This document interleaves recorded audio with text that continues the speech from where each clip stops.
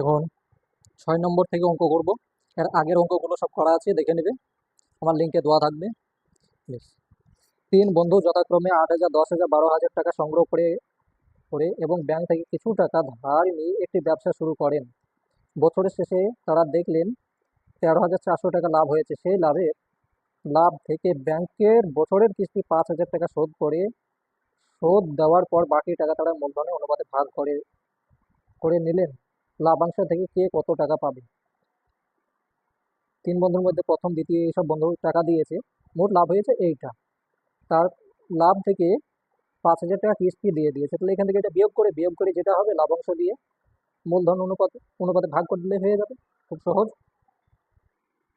এখানে যেহেতু 3 বন্ধুর নাম নেই, তার জন্য লিখবে প্রথম বন্ধু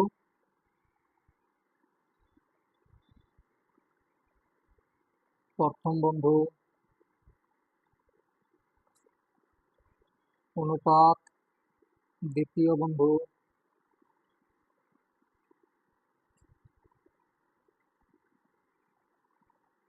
অনুপাত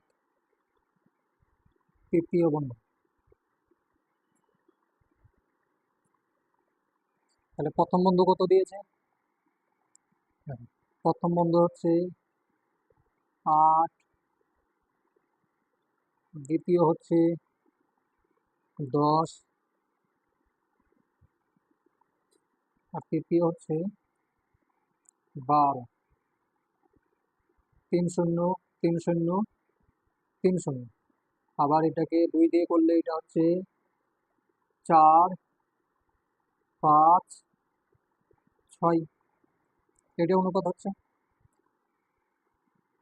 তাহলে প্রথম বন্ধু আনুপাতিক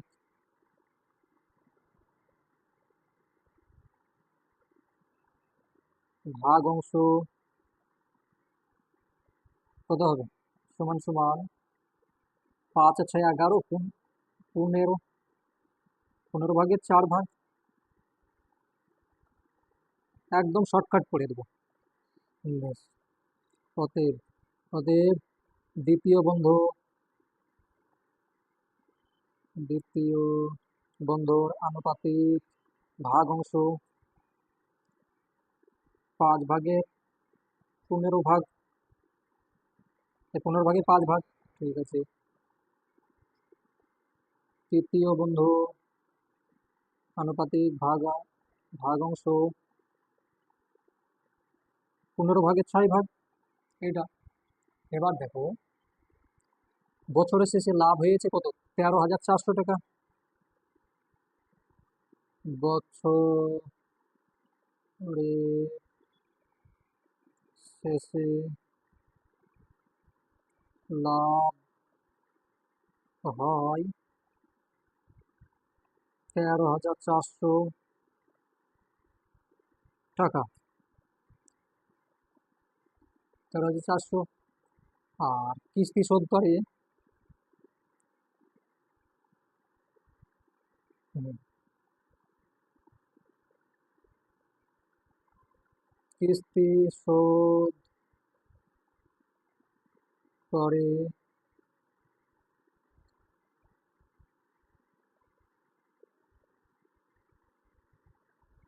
5,000 টাকা।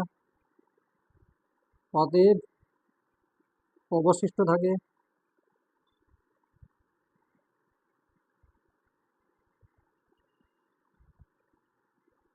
13,400 মাইনাস 5,000 টাকা সমান 8,400 টাকা। 8,400 টাকা অবশিষ্ট থাকছে। এবার যে 8,400 টাকা আছে, এটাকে এবার অনুপাত অনুযায়ী ভাগ করবে। তাহলে লিখবে অতএব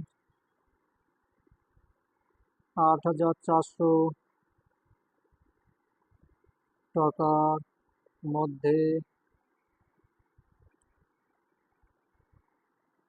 প্রথম বন্ধু পাবে 8,400, তার 15/4 এটার সঙ্গে এটা কাটো, তাহলে হয়ে যাচ্ছে 8,400/15। এটার সঙ্গে এটা কাটলে 560 হবে। ঠিক আছে, 560-এর সঙ্গে এটা গুণ করো। টাকা 560, 4 5 4 শূন্য শূন্য, 424-4, 424-4, হাতে থাকে 2, 4 5 20, আর 2 22 টাকা। প্রথম বন্ধু এটা পাবে। তাহলে দ্বিতীয় বন্ধু দ্বিতীয় বন্ধু পাবে 560 গুণ, এখানে কয় আছে 5। তুমি যদি এইটা সম্পূর্ণ লেখো তাহলে এই 84 লিখে 8,400 লিখবে, আর যদি শুধু 560 লিখে তাহলে শুধু 5ই লিখে দেবে, হয়ে যাবে। সমান সমান কত হচ্ছে? 500, 5 4 30 শূন্য, 5 500, 5 4 30 5 5 25, আর 3 28, 2800 টাকা। তৃতীয় বন্ধু পাবে 560 গুণ 6, তাহলে 6 0 0, 6 4 36, হাতে থাকে 3, 3 5 6 30, আর 3 33 টাকা, হয়ে গেল। এখন 7 নম্বর অঙ্কটা করব। এর আগের অঙ্কগুলো হয়ে গিয়েছে। 7 নম্বর, 2 বছরের মধ্যে টাকা ফেরত দিলে কোনো সুদ দিতে হবে না, এই শর্তে 3 বন্ধু একটি সমবায় ব্যাংক থেকে যথাক্রমে 6,000, 8,000 ও 5,000 টাকা ধার নিয়ে যৌথভাবে 4টি সাইকেল রিক্সা ক্রয় করেন। 2 বছর পর হিসাব করে দেখা গেল সমস্ত খরচ খরচা বাদ দিয়ে মোট 30,400 টাকা আয় হয়েছে। তারা সেই আয় মূলধনের অনুপাতে ভাগ করে নেওয়ার পর প্রত্যেকে নিজ নিজ ঋণের টাকা ব্যাংকে ফেরত দিন। এখন কার হাতে কত টাকা থাকবে এবং তাদের হাতে টাকা থাকার অনুপাত কি হবে হিসাব করি। করতে অনেক বড় অঙ্ক, কিন্তু একদম সহজ অঙ্ক। দেখো সহজভাবে করে দিচ্ছি। বেশ, তাহলে এখানে 3 বন্ধুর কোনো নাম নেই, তাহলে প্রথম দ্বিতীয় তৃতীয় এইভাবে লিখবে। এক বন্ধু অনুপাত 2 অন্তস্থ দ্বিতীয় বন্ধু 3 অন্তস্থ তৃতীয় বন্ধু সমান অনুপাত কত? তাদের টাকার অনুপাত হচ্ছে 6,000, 6,000, 8,000 আর 5,000। তাহলে 3টে শূন্য, 3টে শূন্য, 3টে শূন্য, তাহলে অনুপাতে থাকছে কি 6, 8, 5। ঠিক আছে, তাহলে এখানে লিখবে পদে প্রথম বন্ধুর, পদে প্রথম বন্ধুর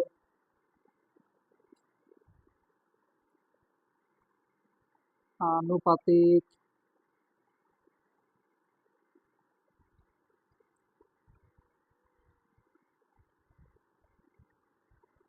ভাগ অংশ কত হবে?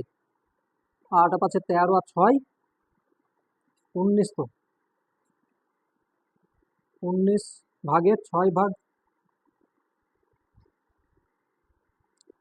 দ্বিতীয়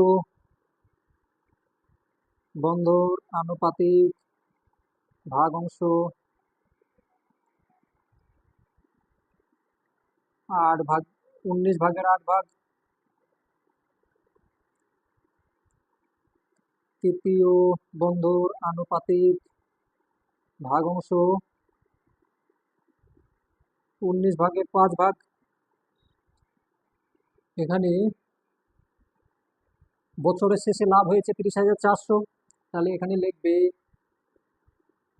30,400 টাকা মধ্যে প্রথম বন্ধু পায়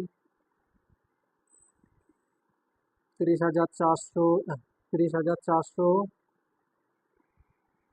গুণ, এটা লিখবে 19/6 এটা কাটাকাটি করো।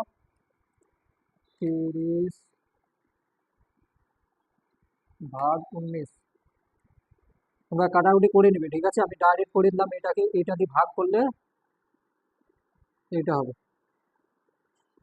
তার সঙ্গে 6-এর গুণ করলে 6, 6×96 টাকা, ঠিক আছে? তারপরে দ্বিতীয় বন্ধু পাবে, একদম সহজ নিয়ম। এখানে আছে 1600, তাহলে 1600 গুণ, তুমি যদি 1600 লেখো তাহলে শুধু 8 লিখবে, আর যদি এইটা সম্পূর্ণ লেখো, এই যে 19/6 ভাগ এটা, তখনই তোমাকে এইটা 30,400 লিখতে হবে। তাহলে 1600 গুণ 8, তাহলে কত হচ্ছে?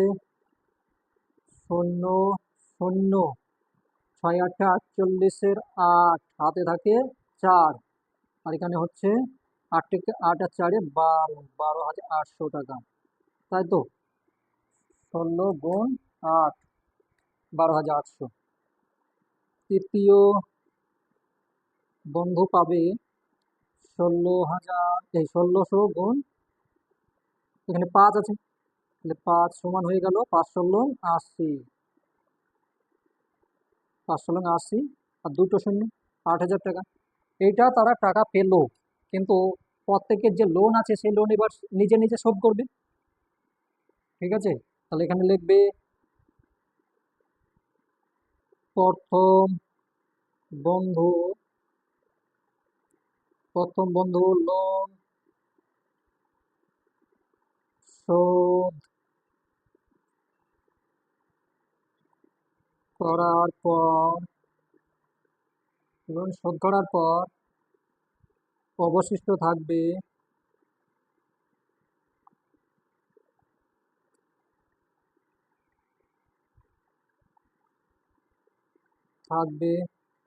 কত?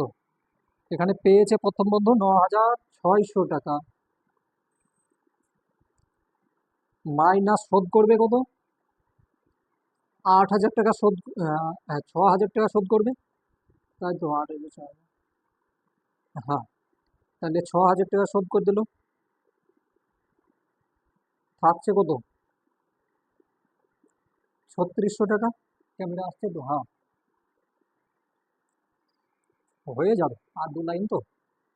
দ্বিতীয়, আমি খাতা নষ্ট করি না, একটু জায়গা পেলে সেখানে প্র্যাকটিস করে নিই, তোমরাও খাতা নষ্ট করবে না।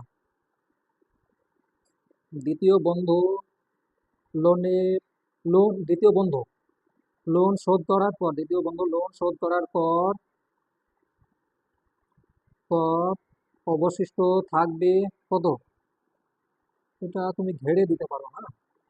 তাহলে কত থাকছে এখানে? পাচ্ছে কত? দ্বিতীয় বন্ধুই পেয়ে গিয়েছে 12,800, 12,800 মাইনাস কত শোধ করতে হবে? 8,000 টাকা লোন নিয়েছিল,